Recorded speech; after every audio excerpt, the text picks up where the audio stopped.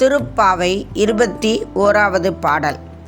ஏற்ற கலங்கள் எதிர்பொங்கி மீதளிப்ப மாற்றாதே பால் சொரியும் வள்ளல் பெரும் பசுக்கள் ஆற்ற படைத்தான் மகனே அறிவுராய் ஊற்றமுடையாய் பெரியாய் உலகினில் தோற்றமாய் நின்ற சுடரே துயிலெழாய் மாற்றார் உனக்கு வழி தொலைந்துள் வாசற்கண் ஆற்றாது வந்துன் அடிபணியுமா போலே போற்றியம் வந்தோம் புகழ்ந்தேலோர் எம்பாவாய்.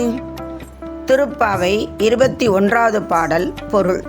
கறக்கும் நேரமெல்லாம் பாத்திரங்கள் நிரம்பி வழியும் வகையில் பாலை சுரக்கும் வள்ளல் தன்மை கொண்ட பசுக்களுக்கு உரிமையாளரான நந்தகோபனின் மகனே, கண்ணனே, நீ எழுவாயாக. வேதங்களால் போற்றப்படும் வலிமையானவனே, அந்த வேதங்களாலும் அறிய முடியாத பெரியவனே, உலகிற்கே வழிகாட்டும் சுடரே, துயில் எழுவாயாக. உன்னை எதிர்த்தவர்களெல்லாம் வலிமை இழந்து உன் வாசலில் உன் பாதத்தில் விழ காத்து கிடப்பது போல நாங்களும் உன் திருவடியை புகழ்ந்து பாட காத்திருக்கிறோம். எங்கள் வேண்டுகோளை ஏற்பாயாக.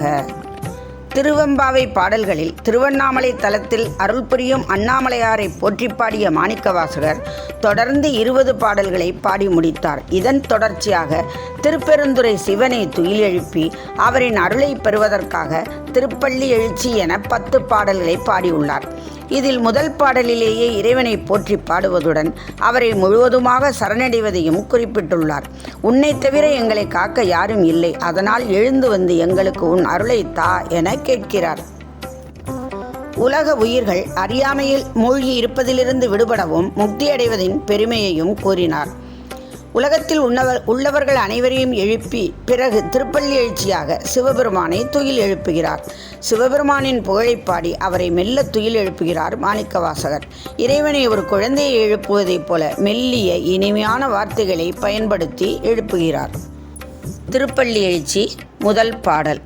போற்றி என் வாழ் முதல் ஆகிய பொருளே புலர்ந்தது பூங்கழற் கிணை துணை மலர் கொண்டு ஏற்றி நின் திருமுகத்து எமக்கருள் மலரும் எழில் நகை கொண்டு நின் திருவடி தொழுகோம் சேற்றிதழ் கமலங்கள் மலரும் தன்வயல் சூழ் திருப்பெருந்துறை உரை சிவபெருமானே எட்டுயர் கொடி உடையாய் எனை உடையாய் எம்பெருமான் பள்ளி எழுந்தருளாயே. திருப்பள்ளி எழுச்சி முதல் பாடல். பொருள். என்னுள் இயக்கமாய் இருக்கும் எம்பெருமானே போற்றி. பொழுது புலர்ந்து விட்டது. புத்தம் புதிதாக மலர்ந்த மலர்களை உன் திருவடியில் வைத்து போற்றி புகழ்ந்து பாடுகிறோம். இனிமையான மலர்ந்த முகத்துடன் எங்களுக்கு அருள் புரிய வேண்டும் என உன் திருப்பாதங்களை வணங்கி காத்திருக்கிறோம்.